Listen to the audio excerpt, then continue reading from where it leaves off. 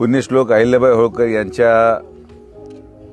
जन्मदिवस व त्रिशताब्दी सोहळ्याच्या निमित्ताने राज्याचे लाडके मुख्यमंत्री माननीय देवेंद्रजी फडणवीस साहेब यांच्या मार्गदर्शनाखाली जलसंपदा विभाग महाराष्ट्र शासन याच्या वतीने गोदा ते नर्मदा अशा जलयात्रेचं नियोजन करण्यात आलेलं आहे।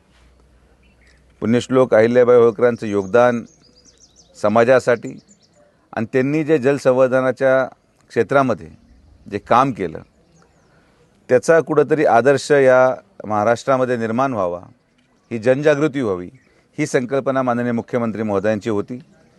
माननीय जलसंपदा मंत्री विखे पाटील साहेब असतील, आमचे चोंडी येथील सन्मान्य सभापती रामजी शिंदे साहेब असतील आणि सर्व आमचे पदाधिकारी कार्यकर्ते यांनी मिळून ही यात्रा यशस्वी करण्यासाठी अहोरात्र प्रयत्न केलेले आहेत।